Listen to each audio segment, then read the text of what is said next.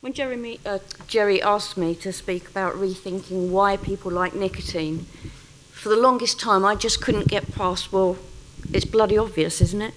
Because to me, it is. But you'll be glad to hear that I did actually manage to make a few notes, but I don't think there'll be any need for Jerry to come and wave at me. So in his talk there, Joe mentioned the scream test. I've got a test of my own, which I call the glaze test. So it's not always easy, especially when I'm talking to a large group of people, to tell whether they're really kind of with me, whether they're getting what I'm saying. Especially because coming from a consumer angle, a lot of what I have to say doesn't really resonate with the sort of things that people hear in their seminars and public health conferences. So the people, they tell me that they're passionate about helping people to stop smoking, and I really don't doubt that. And that they say that they support e-cigarettes, and I don't doubt that either. But I'm never really sure if they really understand the underlying issues. So my test is always to throw in a slide about pleasure. So normally that'll include a photograph from Vape Fest, which is a UK festival. And the photograph shows thousands of happy people at an open-air festival celebrating nothing more than the one thing that they've got in common, and that's their love of vaping.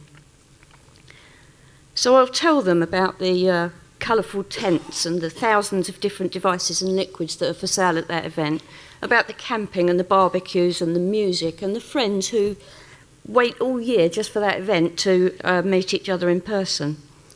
And I look around the room, and quite often I see amusement or surprise. Just the fact that thousands of people come together to celebrate vaping is apparently a revelation for people. Sorry, it's a bit early in the morning for me. But in other people's eyes, I see glazing. They literally glaze over when I'm speaking about this. And it's as if they're saying, look, you know, I've reluctantly come to the conclusion that vaping can be helpful, but enjoyable, really, give me a break. Often people are so fixated on the concept that smokers are nothing more than the pitiful victims of an evil industry, that they really can't process the idea that people can enjoy the use of nicotine.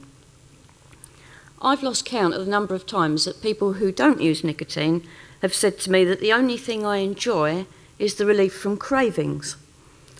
Well, no, actually, I enjoy my mango cloud. I enjoy the feeling of the vapour as I inhale it, and I like the sight of it as I exhale it. And I value the friends I've made through vaping and the knowledge that we're part of something important. And then there's the mild effect of nicotine. That's quite nice as well, of course. But physical cravings, they're really not the only thing that lead people back to smoking. Much more powerful for a lot of people is the feeling of missing something, even decades after stopping smoking. So to understand this better, I'd like to just read you something that was written in the last week or so, actually. It struck me when I read it. It's written by Liz Hilton. Liz is in her 70s. She smoked for 50 years and she's been a vapor for 7. And she started a YouTube channel called Vaping for the Over 60s, and through that channel and through her blog, she's helped many hundreds of smokers switch to vaping. In her latest video, which she also unfortunately said is going to be her last, she describes her relationship with smoking, and this is what she says about it. So she says that smoking is deeply rooted in my psyche, and I believe it's rooted that way for many people. Smoking's a comfort for me. It's a way to fill a hole. It's a pleasurable activity, and it's meaningful. It's the marker of peak experiences, deep lows, celebrations, triumphs. It's a friend that accompanies me through my life. It's my best friend. How thoughtless is it for someone to tell me that I must simply quit? So I expect by now that some of your eyes are glazing over, and some are probably making a mental note to ask whether I would agree that this friendship is an abusive relationship. And in many ways, I do agree with that. But just as we'd hope that anyone in an abusive relationship would be able to find a new and better friend, then so can smokers. Smoking's a very personal journey, and most smokers consider it nobody else's business. But quitting smoking is also a part of that journey for people, and it can be a deeply personal act. So it's unfortunate that at that crucial point, everyone seems to want to just butt in and take over. No doubt that for a lot of people who want to stop smoking, they really appreciate the help of a good health practitioner, and there's some really, really good ones around. But for a lot of other people, the medicalisation of cessation is in itself a barrier. Because asking for help or being told that you've got to look for it can be seen as a weakness. An addiction can be seen as a personal or moral failure. But it doesn't have to be that way. Nicotine itself is a mild stimulant and also a relaxant. And nicotine withdrawal is unpleasant. It's slightly uncomfortable, but it's not painful or sickness-inducing. Well, not for me, it wasn't anyway. So it's everything else around smoking that's so captivating. So when you offer me a patch, what you're offering me is a solution for that part of it that's the easy part, and I'm expected to go cold turkey on all of the rest of the things. Well, I choose not to.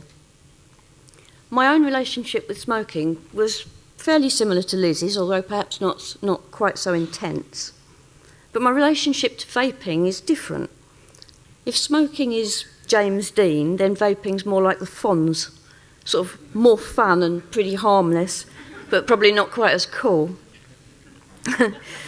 So what we're seeing now is a revolution. People can take control of their smoking without feeling ashamed, replace it with something equally pleasurable but less risky, and be satisfied in the knowledge that they did it for themselves. And that's empowering, and it works. So I was kind of wondering, why does pleasure seem to be such an issue? It's the elephant in the room too often. I've seen lots of explanations for that, and some may play a role to a greater or lesser extent. But there are fears that it might attract non-nicotine consumers into regular use. So we'd be burying our heads in the sand if we didn't admit that that's a possibility. In fact, it's almost inevitable eventually. But so far, at least, the numbers are tiny, and the minimal risk of harm is dwarfed by the benefits gained by people attracted to switch from smoking. But somehow that side of the equation seems to get forgotten. There's fears that vaping could be the training wheels for future smoking, and the mechanism for that isn't clear to me, to be honest. Nicotine isn't like other drugs where users become habituated and seek ever larger doses. So it baffles me what the attraction would be for somebody who wouldn't have been attracted to smoking anyway. But for me, the most likely explanation is that pleasure plus minimal risk of harm equals zero incentive to stop. Public Health England's message has been that it's better not to smoke or vape, but if that's not an option, then vape. I would argue for me the benefits of vaping outweigh the risks, and so that statement isn't true for me. And I think PHE understand that. They may not endorse it, but I think they get it.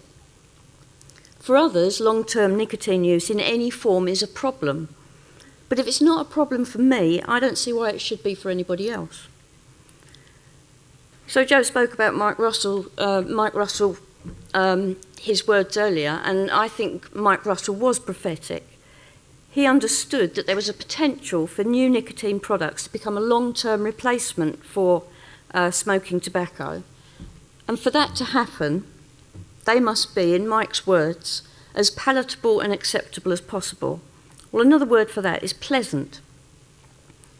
Mike said that 27 years ago in 1991, and yet vapers are still today finding themselves faced with moralistic opposition to their ongoing use of a mildly addictive, approximately harmless, and ultimately enjoyable product.